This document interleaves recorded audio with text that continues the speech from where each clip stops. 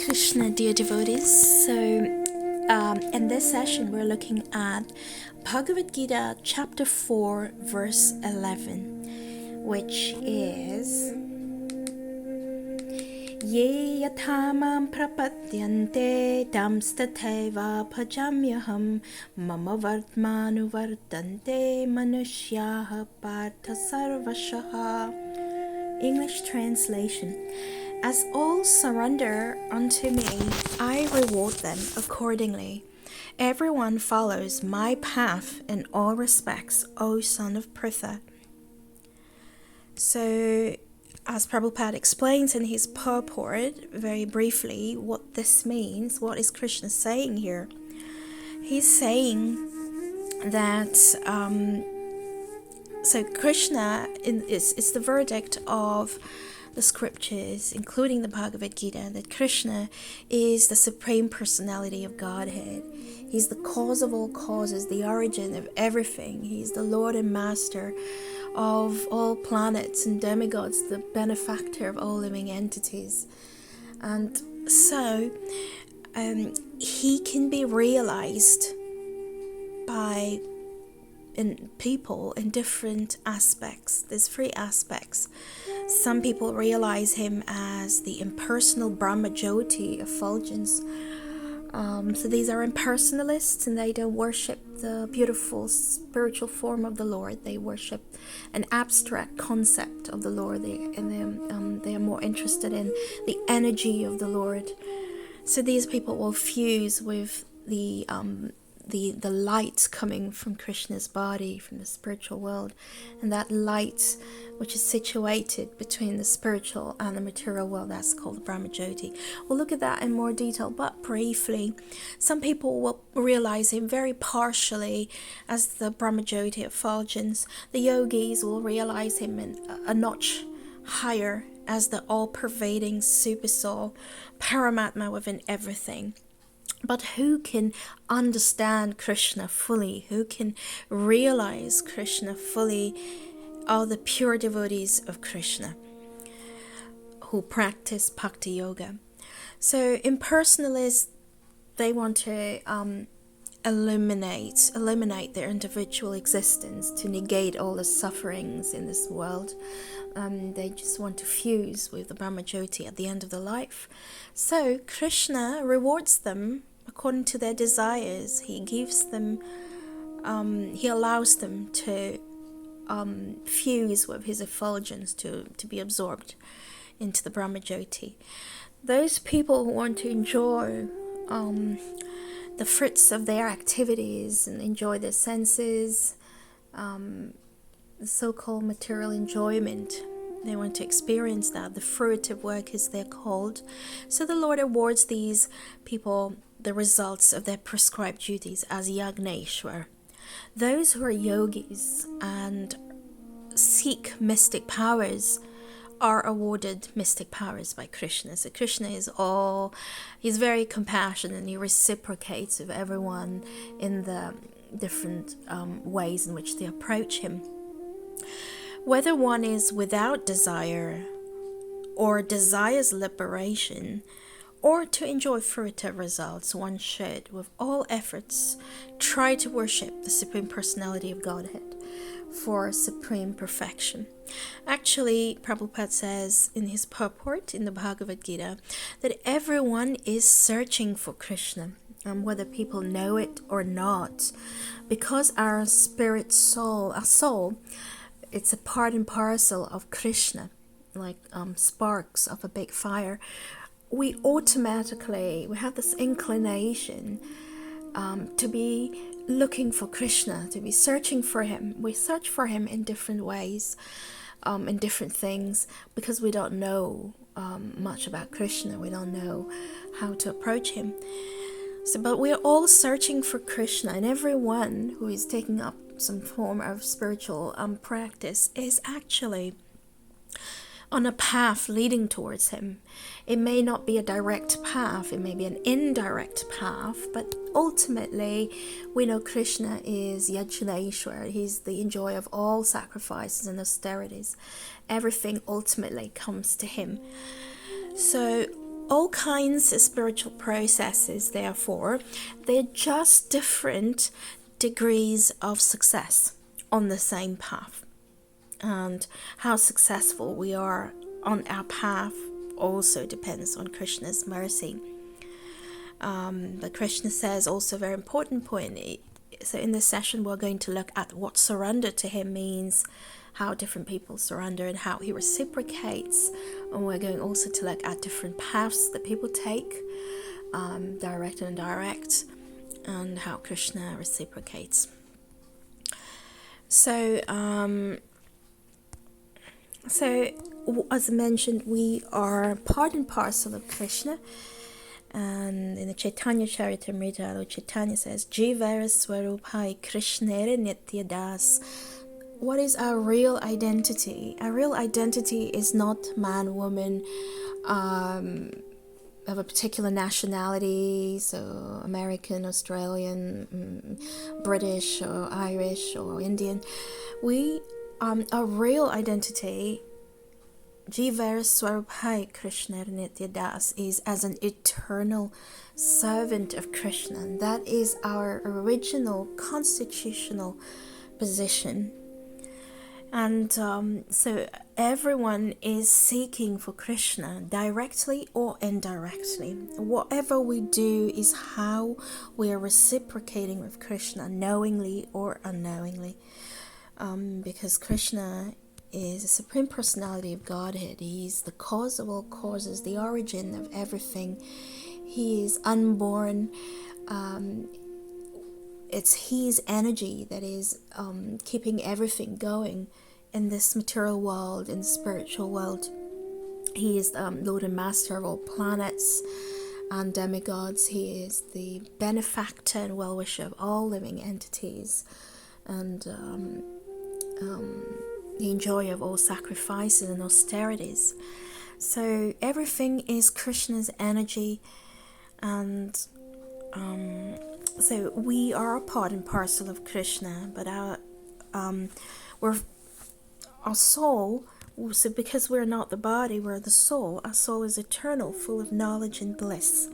But at the minute, our dormant love for Krishna is covered, and we are hoping to get satisfaction and love through our material interactions and our material relationships, where it is a call for Krishna, but we don't know where to look.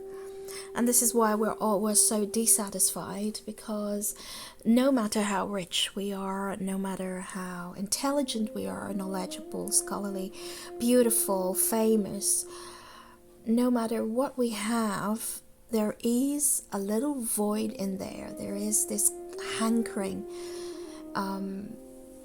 for the love of Krishna, hankering to re-establish this lost connection with Krishna. So the only thing is, the illusory energy is so strong that we think we're the bodies, and so the less intelligent people are attracted to the glitter of the material world. We forget Krishna. We don't. I'm not interested in any spiritual paths. We're not interested to know who are we really. What is the goal of our life, and what is this material world, and what is the purpose of us being here. We forget all of this, and like a donkey, we're running after a carrot that is attached to our own head. So if you imagine a carrot dangling over the donkey's head, the donkey might think, if I run a little bit more, I might catch this carrot and enjoy it. But if it's attached to his head with a pole, no matter how much the donkey runs, he will never be able to catch that carrot. So being illusioned by Maya, we're running after this carrot, dangling carrot. And as long as we don't surrender to Krishna, our soul will continue to go through the cycle of birth and death.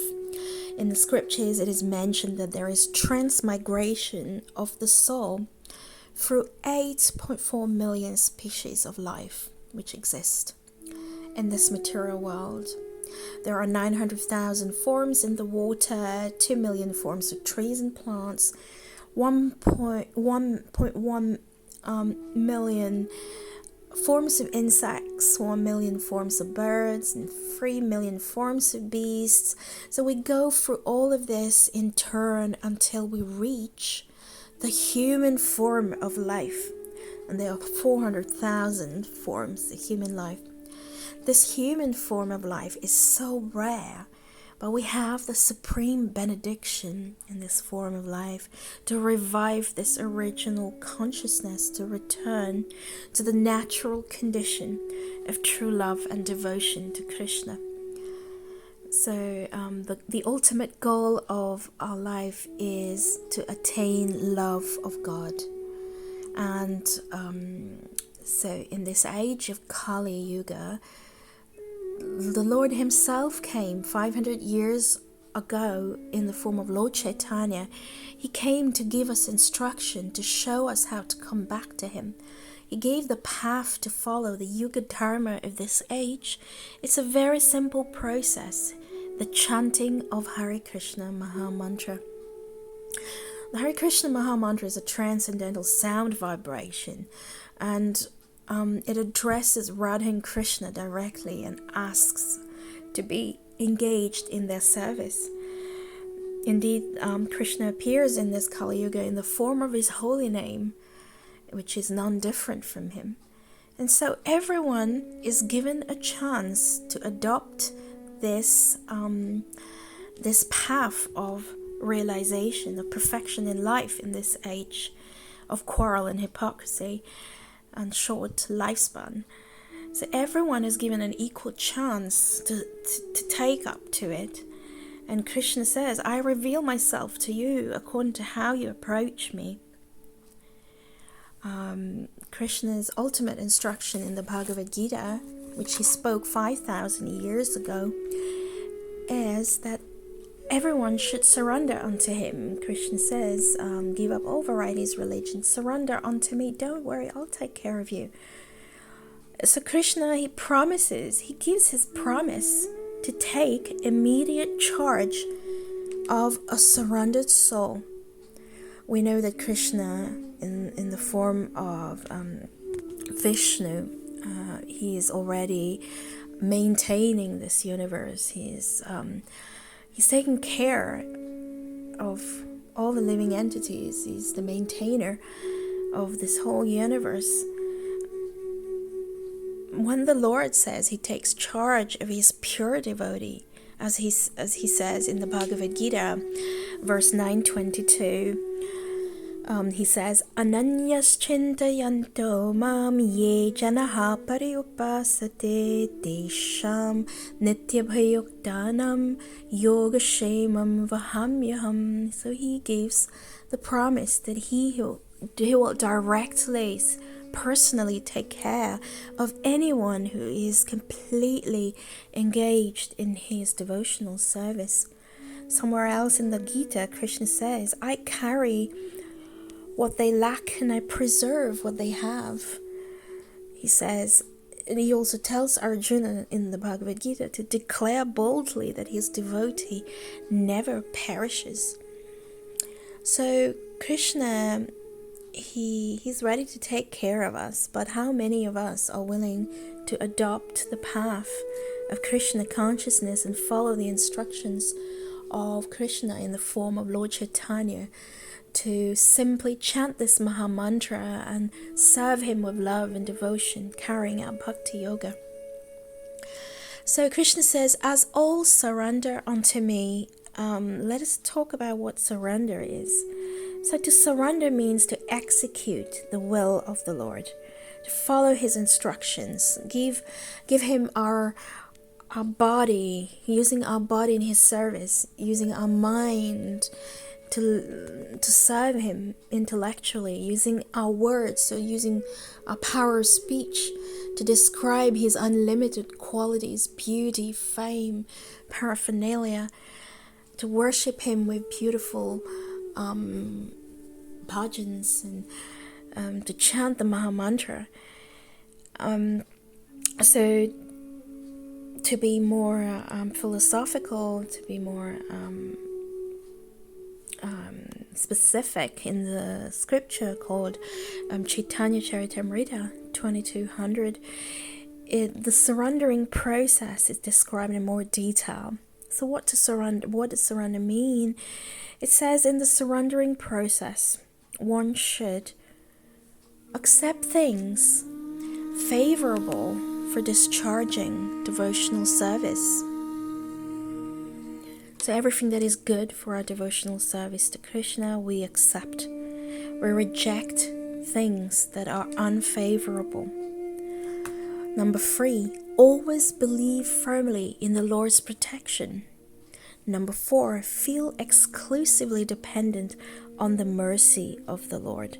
And number 5, have no interest separate from the interest of the Lord. And finally, 6, always feel oneself meek and humble. So these are 6 items of surrender.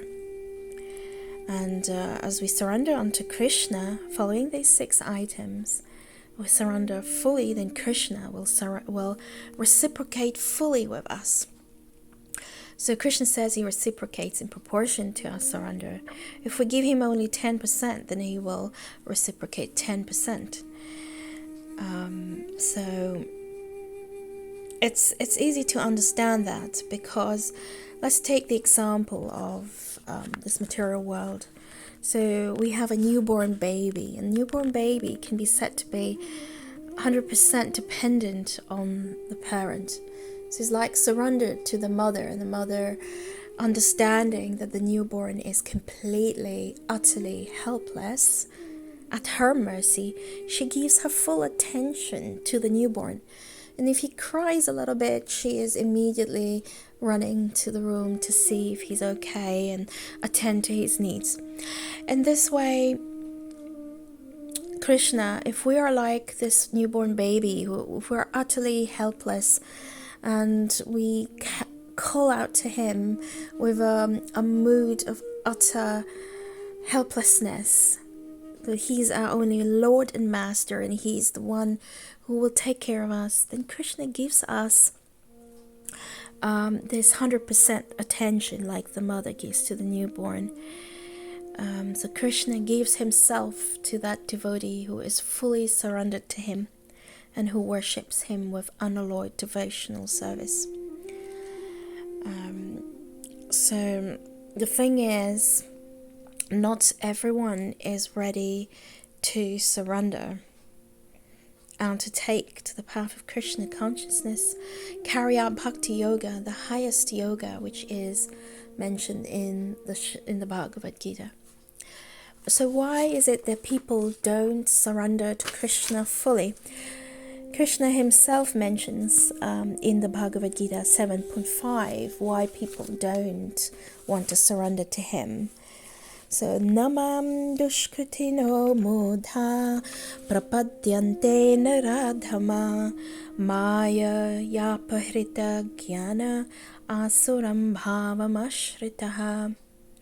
So he says that there are different categories of people who don't surrender to him, and that's in the verse that's mentioned here. So the English translation is, those miscreants who are grossly foolish, who are lowest among mankind, whose knowledge is stolen by illusion, and who partake of the atheistic nature of demons, do not surrender unto me.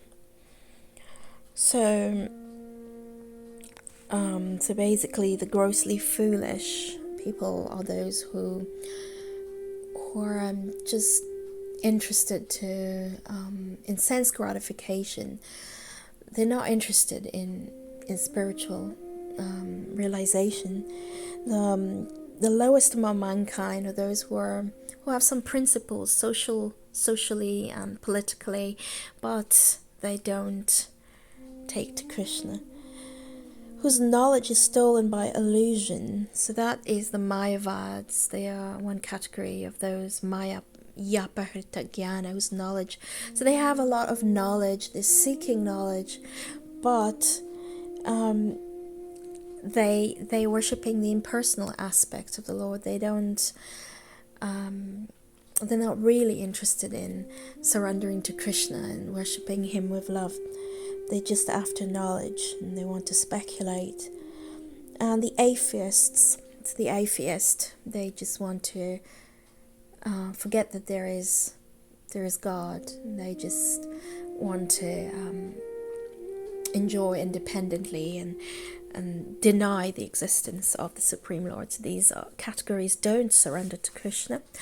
There are other reasons as well to why living entities don't, because they think that this material world is full of enjoyment. So the material enjoyment is not exhausted yet. So they're not interested to surrender to Krishna. They think this sense gratification is the ultimate happiness, because they haven't tasted the real happiness. The happiness in this material world is characterized by its temporary nature. It's also not fully, it's not everlasting happiness. It's not real happiness, and it's temporary. Yes, it's temporary and not very satisfying for the soul. So these people who are still enjoying, they're not interested. Those who lack faith. So what is faith? The definition of faith is the complete conviction that simply by serving the Supreme Lord Shri Krishna, he can achieve all perfection. So those who lack faith will not surrender to Krishna, because they have still some doubts. Or is Krishna really the Supreme Personality of Godhead? Could it be that people are just bluffing? And what if I give up my worldly pleasures and I sacrifice, and then finally it turns out not to be true, that Krishna is not the Supreme, and I would have wasted my life in spiritual activities with no results? Obviously, Krishna, he does promise in the Bhagavad Gita that for those people who have reached a certain level of progress in this in service to him, their progress will not be lost in the following life. Krishna, being very merciful, that soul, he's allowed to continue his service to reach perfection. If he couldn't reach perfection in his previous life, he's given a chance. So Krishna allows this soul to take birth in a family of devotees or in a very aristocratic family, so they don't have to worry about the financial needs and can focus with undivided attention on spiritual realization. But still, people have no faith.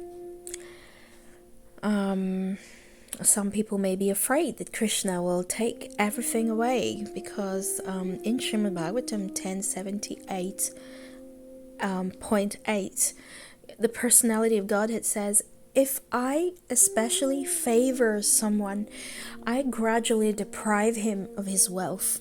Then the relatives and friends of such a poverty-stricken man abandon him. In this way, he suffers one distress after another.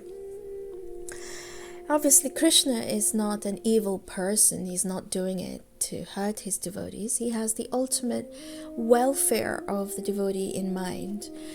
He wants the devotee to come back to his eternal abode as soon as possible. So he's so merciful, he cuts the knots of attachment that the devotee may have in this material world in the form of entanglement in relationships, affectionate relationships, wealth that bewilders his mind.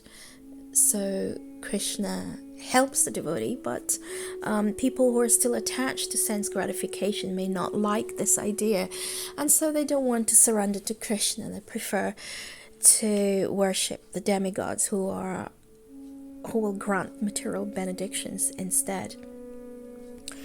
So let's see, there are different ways to approach Krishna, as we saw briefly in the beginning. There are actually 4 goals of human life: dharma, artha, kama, moksha. So religiosity, economic development, sense gratification, and liberation. So there are many transcendentalists who have become fed up with economic development, sense gratification. They've understood that there is something more to this material life than just trying to enjoy these temporary sources of happiness. So they are now they're trying to realize the supreme absolute truth. So there are many different kinds of spiritual paths, processes. The absolute truth can be recognized in 3 aspects, as we mentioned before. The impersonal Brahman. So the impersonalists are those who don't worship the personal form of the Lord, which we see on the right, extreme right. They are more attracted to, say, the sound, vibration, the energy aspect of Krishna. They want to merge. At the end of their life, they want to not come back in this material world. They just want to hang in the brahma-jyotir, the rays of Krishna's transcendental body. They just want to hang there because there is no unhappiness. There's no birth, death, old age, disease, and pain. So they want to hang in the brahma-jyotir. However, so the jnanis, for example, they want to achieve this kind of spiritual perfection, but they can only partially realize the Supreme Lord in this aspect. It is not fun for the soul to hang in this light, because the nature of the soul is to be active, and we all experience that. We cannot just sit all day and night in a place and not do anything, because the nature of our soul is to do something, is to be active. So it is not a very happy state, and there is every chance that those jnanis will fall back to this material world again. So impersonal Brahman realization is actually the impersonalists are committing offenses to the Lord because they think that the Supreme Lord has no form. So the impersonalists, they are basically saying that Kṛṣṇa is dumb, is lame, and is blind because he has no form. And Lord Chaitanya was not very happy with this kind of Mayavadi philosophy. So in his time, there were lots of Mayavadi sannyasis, the leader of whom was Prakashananda Saraswati. And he converted all of these into devotees. So this kind of worship is not very pleasing to the Supreme Lord. But nevertheless, if jnanis wish to merge with the brahma-jyotir, the Supreme Lord rewards them at the end of their life. He allows them to do that. So still talking about the impersonal realization, this kind of realization, it is mentioned in the Bhagavatam, is compared to water in a canal in terms of the happiness you can get from this process. It's like water in a canal that is very shallow. And if you compare that to the extreme right, where the devotees are worshipping the beautiful free bent form of Kṛṣṇa, who is the color of a monsoon rain cloud full of rain, bluish black. So the devotees experience an ocean of bliss in the Bhagavan aspect realization, and that is as opposed to water, shallow water in a canal that the impersonalists will experience. So it is said there are 3 angles of vision. So the jnanis, yogis, and the pure devotees, they are seeing the Lord in 3 different angles of vision. So it's like, Prabhupada gives the example of a mountain. If you see a mountain from a distance, it may somewhat look cloudy, not very clear, and you can't really make out what's there. So that's like the impersonalism that Gyanis will experience him in this way. If you go a bit closer, you'll see that the mountain is actually not cloudy. It is green. So it's a bit more clarity there. It's a notch higher. You'll see the mountain is green. So that's like the yogis. And if you go even closer, you go on the mountain. If you enter into the mountain, you'll find so much variegatedness, so many trees, so many animals. So the objective is the same, but under different angles of vision from distance. Different people have different conceptions of the absolute truth. Prabhupada in this connection gives another example. It's like the sun, the sunshine. So the sun can be realized in different aspects. So you've got the sunshine, so the rays that are coming from the sunshine, the sun disk, and the sun planet. So in the sunshine, that's like Gyanis.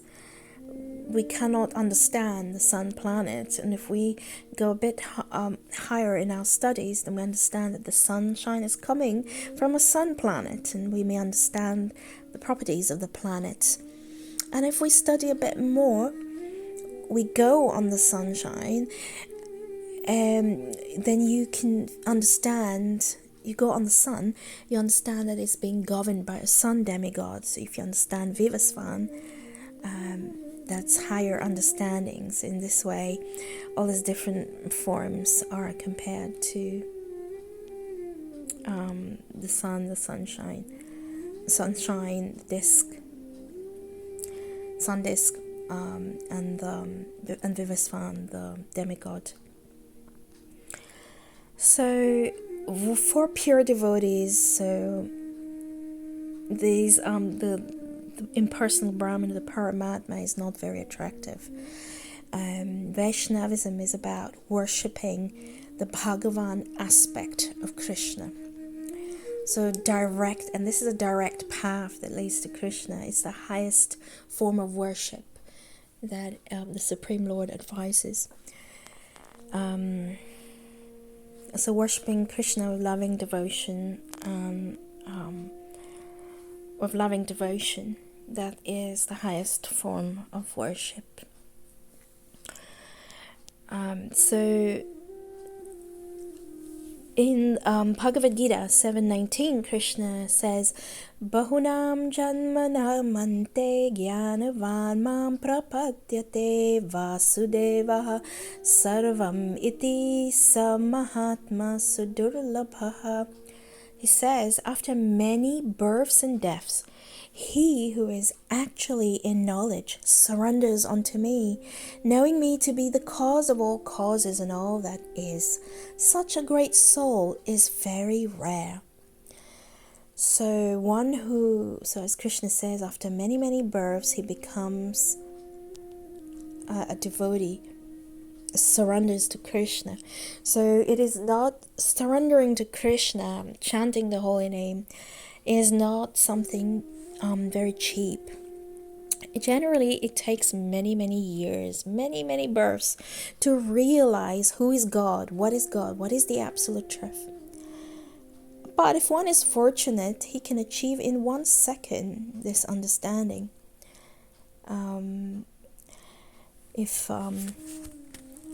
So in the Bhagavad Gita, again, verse 10.8, Kṛṣṇa says, Aham sarvasya prabhavo mataha sarvam pravattate iti matva bhajante mam buddha bhava samanvitaha. So he says, I am the source of all spiritual and material worlds. Everything emanates from me.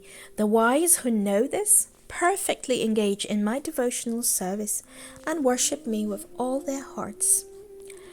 But Prabhupada says, if you don't believe him, I want to see what is actually God, I want to experiment, I want to go on a quest, on a research with my own senses, then it will take millions and millions of lifetimes. And then one will have to go through the first realization, which is the impersonal Brahman, effulgence, and then one will go through the second realization, which is Paramatma, and then in the third one will realize that Vasudeva Sarvam Iti. Vasudev, the Supreme Lord Personality of Godhead, is everything. He is the root of everything. That may take millions of births, but an intelligent person does not wait millions of births. An intelligent person will immediately take to the worship of Kṛṣṇa. So it is said that somebody who is chanting the holy name of the Lord with sincerity, is carrying out devotional service, is said to have carried out all these austerities, have been to all the places of pilgrimage, performed all kinds of charitable acts. Prabhupada once said to his disciples, "You are already liberated. Every one of my disciples is a liberated soul. Because of service and chanting the holy name, you are already liberated." So it is said that for a devotee does not aspire for liberation, because actually liberation waits at the doorstep, ready to serve the devotee. A pure devotee of Kṛṣṇa, only wants to serve Kṛṣṇa with love, so as to make Kṛṣṇa happy. Kṛṣṇa is the supreme enjoyer, and we are meant to be his servants. We are meant to be enjoyed, and only in this position can we really be happy. Now, this may seem intuitive, it may seem counterintuitive, because in this material world to be a servant is not a great thing, and we don't want, and nobody wants to be a servant of their employer, for example. But everyone wants to be the Lord, the boss, the master. But the thing is, in the spiritual world, if you're a servant, that's when you feel so happy, because Kṛṣṇa is the reservoir of pleasure. And when we serve Kṛṣṇa, make him happy, we automatically become happy. So being a servant of Kṛṣṇa is what will make us happy. Bhakti yoga, where we're carrying out pure devotional service to the Lord, is the most direct, complete, and highest form of spiritual realization. So devotees worship the beautiful form, they carry out bhakti yoga, and there are 9 limbs of bhakti yoga. So Shravanam means chant, hearing about Krishna. Shravanam, Kirtanam, chanting the holy name. So Shravanam, Kirtanam, Vishnu Smaranam, so remembering the Supreme Lord. Padasevanam, serving the lotus feet of the Lord. Archanam, so worshipping the deity form of the Lord. Archanam. Vandanam, offering prayers, offering obeisances. Dasyam, becoming a servant. Sakhyam, becoming a friend. Atma Nivedanam, offering everything to the Supreme Lord. Surrender, total surrender. And we know that Bali Maharaj surrendered everything to the Supreme Lord, his kingdom, his wealth, his body, everything. So Bhakti Yoga is the direct, complete, and highest form of spiritual realization. And one should not, the acharyas say, one should not dry up by performing unauthorized austerities or sacrifices. Rather, one should engage with all enthusiasm in the great sacrifice of Sri Kṛṣṇa Sankirtan, which enables one to easily achieve the highest perfection of life. So Sri Kṛṣṇa Sankirtan means chanting the holy Mahamantra, Hare Krishna, Krishna Krishna, Hare Hare, Hare Ram, Ram Ram, Hare Hare, in the association of devotees. And that is the method that Lord Chaitanya has given us in this day and age to achieve perfection in life. So it enables one to easily achieve the highest perfection of human life. Other processes of self-realization it is said, are compared to the nipples on a goat's neck. They look just like breast nipples. So they look just like nipples on the goat's necks. They look like nipples, but they will not give any milk whatsoever. So that's what is said of other processes of self-realization. They compare to the goat's neck nipples. If the Supreme Personality is the ultimate goal and one has to surrender to him, then why there are so many different processes of worship that are there in this world? So there is an explanation given in the Bhagavad Gita. Kamaishtaiste hrita jnanaha prapadyante anya devataha tam niyamam asthaya prakritya niyataha swaya. Those whose minds are distorted by material desires surrender unto demigods and follow the particular rules and regulations of worship according to their own natures. There are different kinds, so that's the English translation of that verse. So Prabhupada explains, there are different kinds of men under different mixtures of the modes of nature, and generally they are not after liberation from this material stage. They want to gain something out of spiritual power. So so basically people, they want not to reach perfection of life. They don't want to understand what this life is about, what is the goal of life, what is the ultimate benefit of the soul.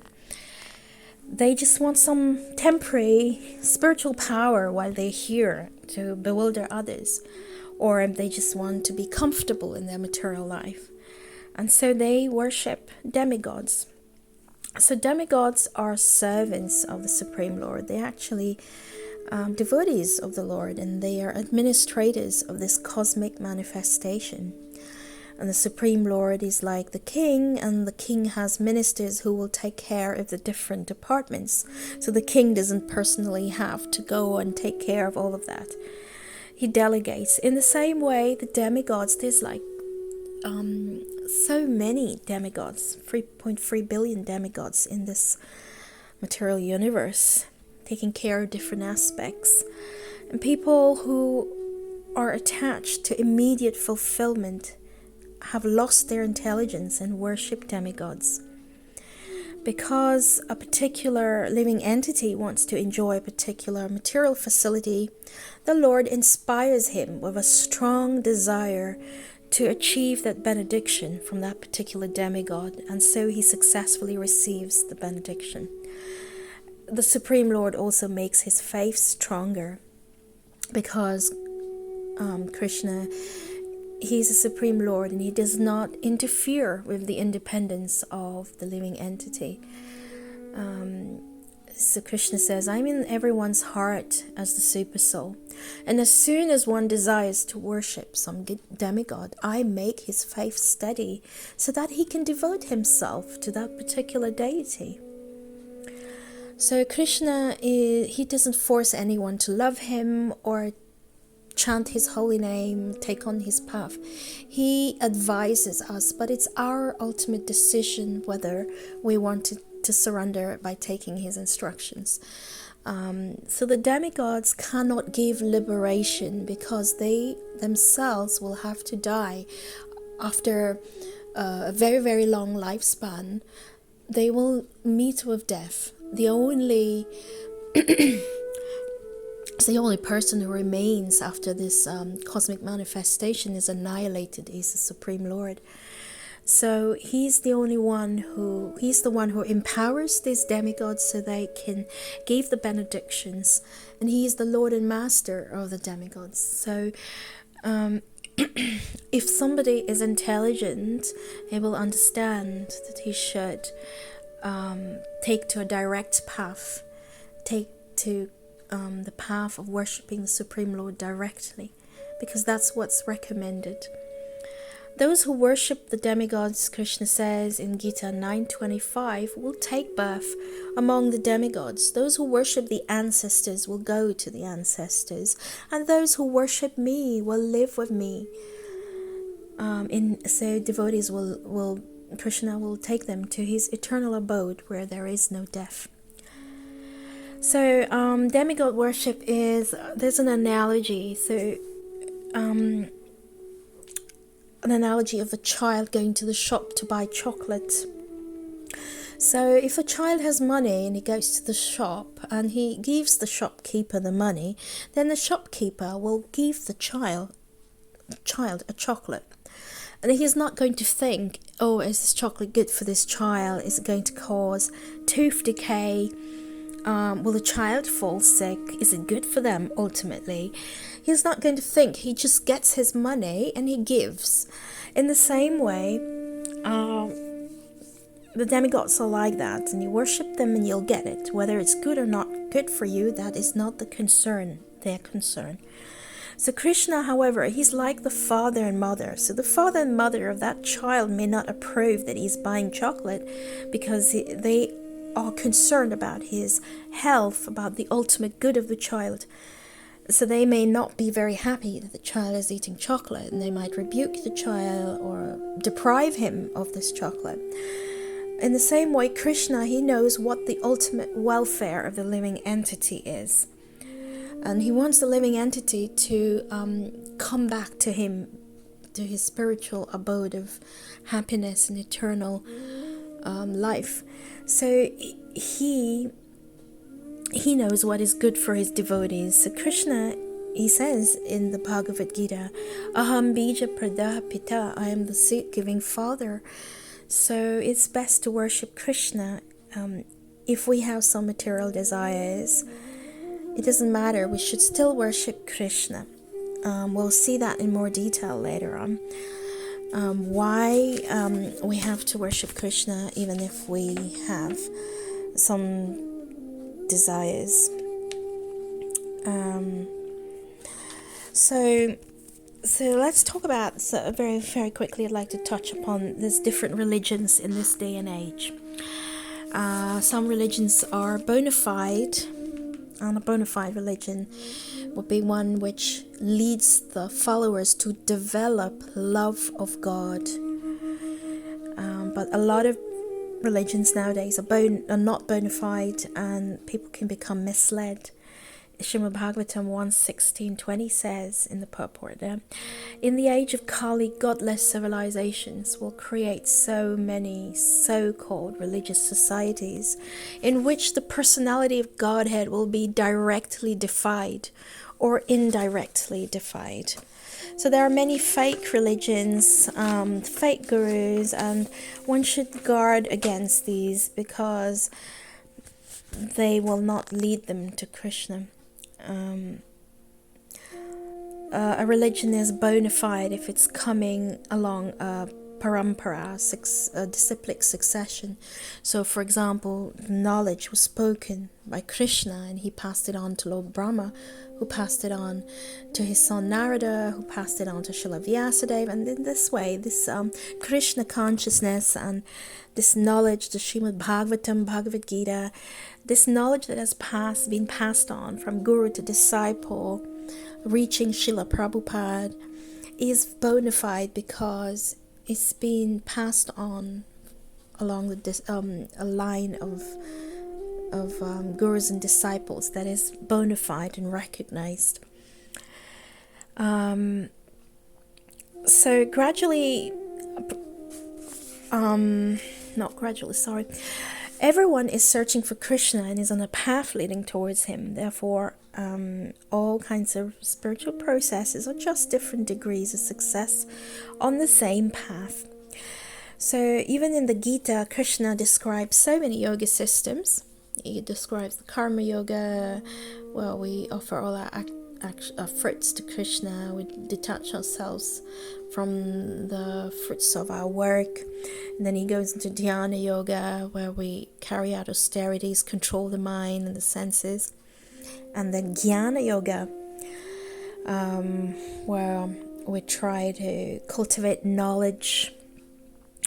And then finally, on the yoga ladder, the highest rung is Bhakti Yoga. So, as we said, these are different religious paths. Some of them are compared to like a stairs, versus the lift. So Bhakti Yoga is like a lift. It takes you directly. Very quickly you achieve the results and you go to Kṛṣṇa. But other yoga systems, other religious paths are like the stairs. So if we want to go to the 12th floor in a tower, and if we take the stairs, how many stairs will we have to take? And this is compared to the millions of births and deaths we have to undergo before we reach Kṛṣṇa. So these other paths are very, very slow. But if we take the elevator, we can go directly to the 12th floor. And so we don't have to go through all these different yoga systems. We can go directly to our destination. And that's Bhakti Yoga. Srimad Bhagavatam 1-6 describes the best religion. Savai pumsam paro dharmo yato bhaktir adhokshaje ahetukiya pratihata yayatma suprasidati. Srimad Bhagavatam 1-6 says, the supreme occupation, dharma, for all humanity is that by which men can attain to loving devotional service unto the transcendent Lord. Such devotional service must be unmotivated and uninterrupted to completely satisfy the self. So we can see that this is the highest religion, is by which men can attain to loving devotional service. And this loving service should not be whimsical. It should not be, oh, today I want to chant Hare Kṛṣṇa, and tomorrow I'll take a break, and then maybe in 2 or 3 days time I might start chanting a little bit. So it should be uninterrupted, so continuously and unmotivated. We're not seeking anything from Kṛṣṇa. We're not asking for anything in return. But so all these yogas, all these paths are there, but ultimately, what is the most important instruction Kṛṣṇa gives in the Bhagavad Gita at the end, 18.6-6? Kṛṣṇa says, yes, I've described everything, all these yoga, but, forget about it all and just surrender unto me. Sarva dharman parityaja mamekam sharanam vraja aham tvam sarva papebhyo Mokshayashyami Masucha. Abandon all varieties of religion, Kṛṣṇa says, and just surrender unto me. I shall deliver you from all sinful reactions. Do not fear. So if we have faith in Kṛṣṇa, then we'll follow this instruction. And we reject all the other religions, all the other paths that may exist, and we follow the instruction of the Supreme Lord. So, so we said there are different ways to approach, and those who decide to take on devotional service, Bhakti Yoga, even among these people, there are different classes. And Kṛṣṇa describes these different classes who take to Bhakti Yoga. He says, Chatur vidha bhajante mam janaha sukritinor junarto jigyasur ardharti gyanicha bharatarshambha. O best among Bharata's Arjuna, 4 kinds of pious men render devotional service unto me: the distressed, the desirer of wealth, the inquisitive, and he who is searching for knowledge of the Absolute. And Kṛṣṇa says in Bhagavad Gita 7:16, and of all these 4 categories of people, Kṛṣṇa also says who is the one who is dearer to him. He says in the next verse, 7.17, of these, the wise one who is in full knowledge in union with me for pure devotional service is the best, for I am very dear to him, and he is dear to me. So all these categories of people who come to the Supreme Lord, they come under different conditions. So the ones who are distressed, the desire of wealth, the inquisitive, they have some aspiration to fulfill in exchange for the devotional service. So that's not pure devotional service. And what is the danger? So the danger of approaching the Lord for these kind of for exchange of something is, once the people get what they want, they may stop the devotional service. So those who desire wealth, if Kṛṣṇa grants them wealth, then they may become complacent and ultimately stop the devotional service. Those who are distressed, if Kṛṣṇa takes away their distress, they might forget Kṛṣṇa with time. So that is the danger. But we have to give credit to whoever is coming to Kṛṣṇa, because it takes piety to come to Kṛṣṇa. These devotees have piety, and hence they are approaching the Lord. Because if one doesn't have piety, doesn't have faith in Kṛṣṇa, then they will approach they'll approach the government officials, doctors, politicians, false sadhus for help. And the false sadhus will say, okay, here's a mantra, give me some money, and just go chant it and everything will be fine. So these devotees are not approaching all these different sources. They're coming to Kṛṣṇa, and we have to give them credit for this. And although they may have these desires, by the association of a pure devotee, they come gradually to understanding that material remuneration is like broken pieces of glass.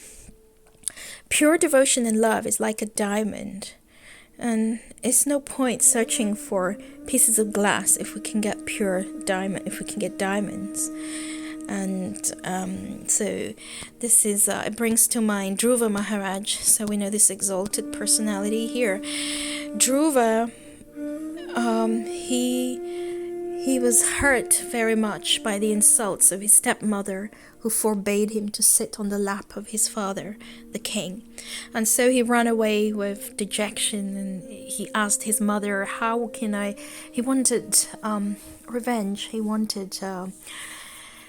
He was so badly struck by these insulting words that he wanted a kingdom greater than his father. He wanted to become very powerful. And so his mother told him to worship the Supreme Lord, and he did. And he carried out tapasya, and he then saw the Supreme Lord face to face. The Supreme Lord said, tell me, what can I do for you? What benediction would you like? But Dhruva Maharaj, when he saw the Lord, he became completely purified by associating with the Lord. He understood what mistake he was making, and he said, oh my Lord, I was looking for broken pieces of glass, but instead I have found the diamond of bhakti. I have found the diamond of love for you. So I don't desire any material benefits anymore. I do not need a kingdom. So Dhruva Maharaj, therefore, he's somebody who came to Kṛṣṇa with material desires, but in the process he became purified, and he gave up his material desires. So one has to transcend all of this before one can come to the stage of pure devotional service. As long as one is not in a purified stage of selfless service, the devotees, they're tainted with fruitive activities. Devotees in the transcendental service of the Lord, they're tainted with these fruitive activities. so long as they don't attain the purified stage of selfless service. So pure devotional service, that should be our goal, without aspiration, without desire for material profit. And Kṛṣṇa will then reciprocate and reveal himself fully to that devotee, 100%. If we have the slightest tinge of material desire, then we're not qualified after death to go to the eternal planet, Goloka Vrindavan. And when we talk about pure, selfless devotional service, we think of the residents of Vrindavan.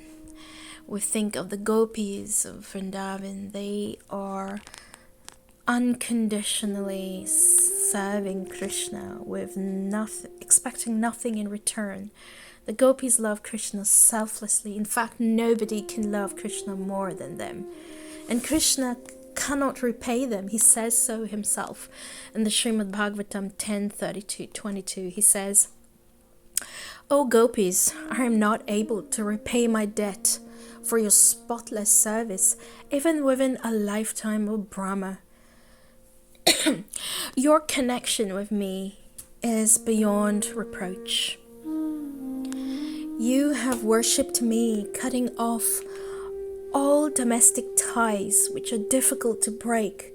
Therefore, please let your own glorious deeds be your compensation." So, the gopis of Vrindavan, they are the purest of all. And there are different types of devotees. So they can reciprocate with Kṛṣṇa in the transcendental world and in the spirit, in this material world as well. Different devotees may have different relationships with Kṛṣṇa. They're called rasas. So some devotees may see Kṛṣṇa as their son. So they may love Kṛṣṇa as their son. So Kṛṣṇa reciprocates with them. Some devotees may want Kṛṣṇa as their friend, like the cowherd boys. And Kṛṣṇa, he's a supreme, eternal friend of every living entity anyway, but he reciprocates in that rasa. Some devotees want Kṛṣṇa as their lover, because Kṛṣṇa is the best husband anyone could ever desire. And so Kṛṣṇa reciprocates with that loving conjugal relationship. In that conjugal relationship, Kṛṣṇa reciprocates with that devotee. And somebody else may want Kṛṣṇa as a supreme master, and so Kṛṣṇa reciprocates in that way as the master. So however we approach Kṛṣṇa in that way, he will reciprocate with us. However, devotees, they don't really care much whether Kṛṣṇa reciprocates or not, even whether Kṛṣṇa repays them or not, whether Kṛṣṇa will give them any reward at all or not, because devotees love Kṛṣṇa unconditionally. And we can see this in the mood of Sri Chaitanya Mahaprabhu. So he's none other than Kṛṣṇa with the emotions and heart of Sri Radha. So as a devotee, Lord Chaitanya, he cries out for Kṛṣṇa. He teaches us. So he's a model of how we should surrender to Kṛṣṇa and how we should love Kṛṣṇa. So Lord Chaitanya has left 8 verses, and the 8th verse in his Shikshastakam, in that verse he reveals his mood of unconditional love for the Supreme Lord. Ashlishyava padam ratam pinashtumam adarshanam marmahatam karotu va yatha tathava vidadhatu lampato matprananatastu saevana paraha. He says, I know no one but Kṛṣṇa as my Lord, and he shall remain so, even if he handles me roughly by his embrace, or makes me broken-hearted by not being present before me. He is completely free to do anything and everything, for he is always my worshipful Lord unconditionally. So this is the extreme love of a devotee for Kṛṣṇa, where they don't expect anything from him. And before we end, I would like to go for a few beautiful stories that illustrate how Krishna reciprocates. So here on the left, we have the pastime where Krishna and Balaram, they left Vrindavan and they were roaming on the streets of Mathura. And as they were walking, they came across a washerman. So this washerman was very proud and arrogant, and he was washing King Kamsa's clothes.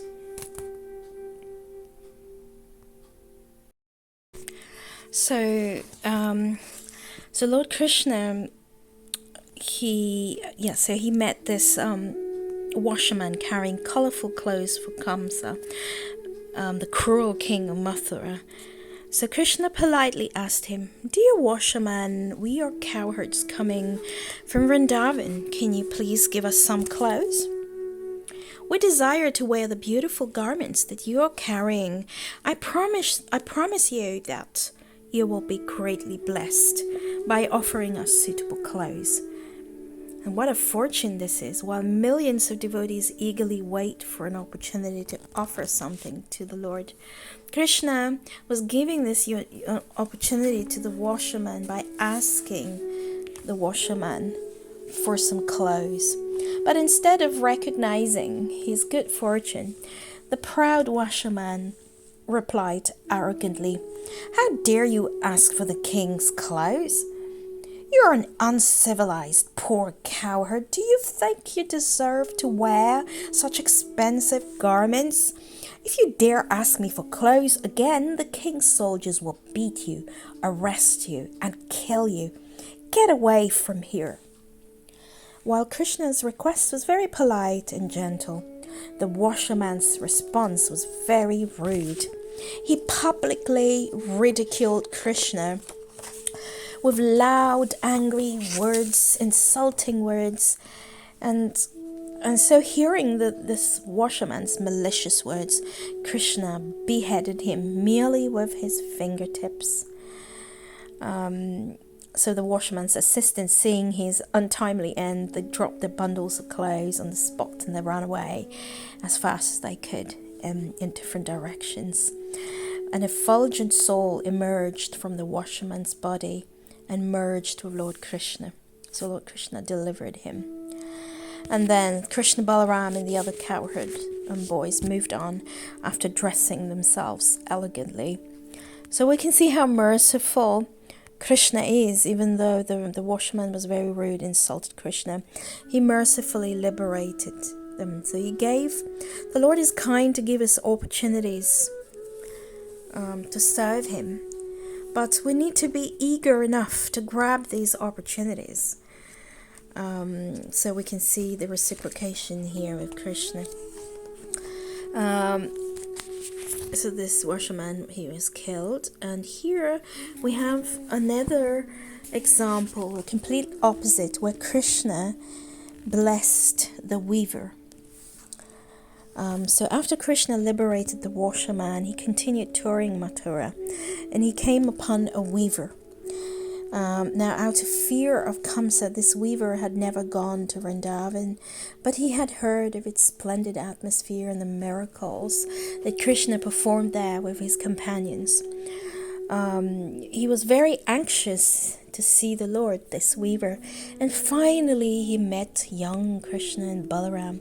With great affection for the young brothers, he dressed them up personally with his own hands in beautiful soft silk clothes encrusted with jewels. He offered them exquisite armlets, bracelets and earrings that perfectly suited their complexions. Because Krishna and Balaram would soon fight Kamsa's wrestlers, these soft ornaments wouldn't hurt their bodies. So he chose these kind of soft ornaments for them. And the two brothers looked so resplendent, and they were very pleased with the weaver's selfless service. Krishna blessed him to attain a cowherd form in the spiritual world, where he would enjoy varieties of divine pastimes. So we can see how when we please Krishna, we get all kinds of blessings. Krishna reciprocates with our sincere attempts to please him. Little acts of love never go unnoticed. So actually, this is a little story about this weaver. He was in his past life, he lived in Mithila. He was a great devotee, an expert weaver as well.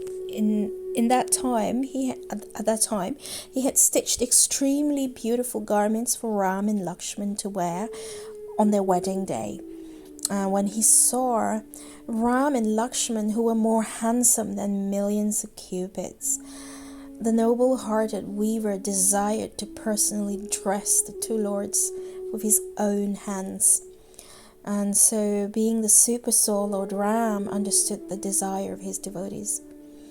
And because the Lord, he is very, very enthusiastic to fulfill the spiritual desires of his devotees, he gave this devotee the benediction that he would, his wish would be granted. So when the Supreme Lord appeared as Ram and Lakshman, when Ram and Lakshman again appeared as Krishna and Balaram in Mathura, they gave the opportunity to this weaver to personally dress them. So Krishna is he's very ready to reciprocate with our love in every way. When we approach Krishna for material desires, if they are not conducive to our spiritual progress and spiritual growth, if these desires will be a hindrance on our path to reaching Krishna, then he will never allow his devotees to have these desires fulfilled. But if a desire is there, a spiritual desire that is good for us, and Krishna always he grants these desires. So we can see the contrast here. The washerman in Mathura on the left, he arrogantly refused to serve Krishna. On the other hand, the weaver on the right, he joyfully dressed and adorned Krishna and Balaram. He took this opportunity. So Krishna reciprocated differently with the weaver and the washerman. However, one thing to note is when Krishna punishes somebody, it doesn't mean that he hates them. Even in Krishna's punishment, we can perceive his love and his protection, because we see that we know that washerman merged with Krishna. He attained liberation, actually. So these were two beautiful pastimes. And there's another one on Gopal and the pearl story. So this is the story of Gopal and a pearl for Gopal. So there was a king called King Purushottam Dev.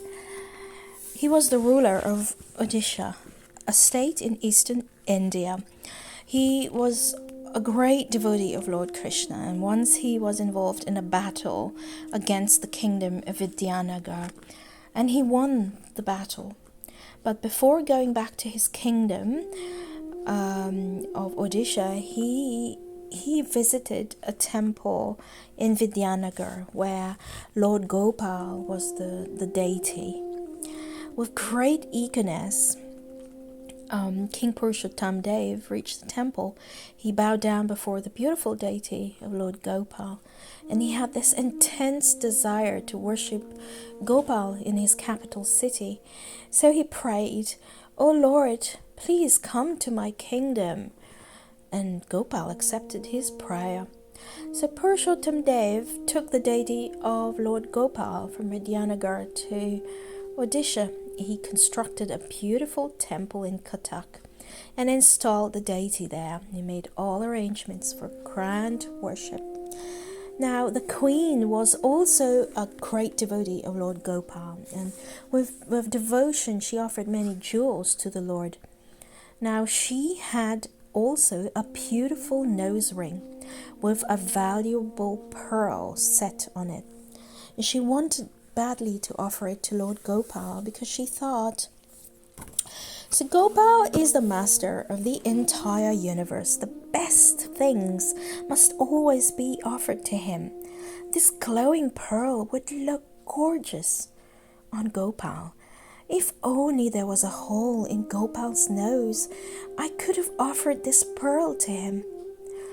So thinking like that, the queen returned to her palace. And that night, when she was sleeping, Lord Gopal appeared in her dream and spoke to her in a sweet voice. Dear Queen, when I was a child, my mother Yashoda made a hole in my nose and set a pearl there. That hole is still there. I can gladly accept the pearl you wanted to offer me with so much love. The queen, hearing this, was delighted. Next morning she went to the temple and she offered the pearl to Lord Gopal. So obviously the hole wasn't there, but Gopal made the hole appear for her to offer this jewel. So she was so overwhelmed by the loving reciprocation of Lord Gopal. So we can see so Lord Gopal fulfilled the desires of the king and the queen. In this way he was like reciprocating with their sincere devotion and love. So the Lord, we can see he always answers the heartfelt prayers of his devotees. That's a beautiful story. And here we can see the story of Nimai. So Nimai is Lord Chaitanya, he's Kṛṣṇa in a golden form, who appeared 500 years ago in this age of Kali. When Lord Chaitanya was still a little child, his mother had dressed him up really nicely with beautiful jewels. Actually, the jewels, they were made beautiful by the resplendent, effulgent body of Nimai. So Mother Sachi, who is the mother of Nimai, she, with love, she dressed up her child. So this is her loving reciprocation, and in response she got so much happiness. And now Nimai, while he was sitting there in the courtyard, some thieves came around. And when they saw these beautiful jewels shining, they became very greedy and they started to make plans. They said, let's kidnap this child. Imagine how rich we can become if we steal his jewelry. Let's grab him and kidnap him and take him to the forest and kill him and take his jewelry. So they approached Nimai and they offered, oh, my dear child, come with us. Here's a little bit of sundae. Here's some sweets. Come with us. We'll take you somewhere nice. And they took him, put him on their shoulder. And they started to walk towards the forest in great anticipation. But Nimai is the Supreme Lord, and although he's playing like a child, he is still the Supreme Lord who is all-powerful. So he understood the intentions of the thieves, and by his energy, he bewildered them. And instead of walking to the forest, these thieves actually returned all the way back to Nimai's house. But while they were walking, because they were thinking of doing something bad and they were afraid of being caught, while carrying Nimai, who is the Supreme Lord, the supreme reservoir of all happiness, they were not feeling happy. They were feeling very afraid and anxious, and they were looking here and there. The stress was great. Now imagine if we get the opportunity to carry the Supreme Lord, how happy will we be? We'll be ecstatic in bliss. Mother Sachi and the father Jagannath Mishra, they often used to carry Nimai on the shoulder, in their arms, and they would feel great happiness. But here we can see the reciprocation of Kṛṣṇa with these thieves, that they were feeling great anxiety and fear from this same act. So we can see, so this is interesting, because if we behave like the thieves and we want to steal Krishna's property, because everything here around us is Krishna's property, everything is provided to us by Krishna, belongs to him. So if we also have this attitude of using Krishna's property without him in the picture, then we're like these thieves. And we will always be anxious in this material world, fearful, miserable. But if we think of giving Krishna all the things, the best things we have, we take what Krishna has provided to us and we give it back to him, then we are like Mother Sachi. We will be very blissful and happy. So with that, I end this session. Our life is very short. There is no time to waste. So let us all surrender to Krishna and worship him by chanting the holy name. Hare Krishna, Krishna Krishna, Hare Hare, Hare Ram, Ram Ram, Hare Hare. This path of chanting, of Sankirtan Yagya, of chanting the Hare Krishna Maha Mantra was given by the Supreme Lord himself 500 years ago. And it is like the elevator that can take us back to Krishna in this very lifetime. Prabhupada promises, if we chant this mantra, not committing offenses to the holy name, not committing offenses to the devotees, then we can reap the fruits of chanting Hare Krishna very quickly, and we can attain perfection. And our guru, if we surrender to our guru, a spiritual master, who can guide us on this path of Krishna consciousness, we can attain all success very quickly. Jai Srila Prabhupada, Jai Shri Shri Gaura Nitai, Hare Krishna.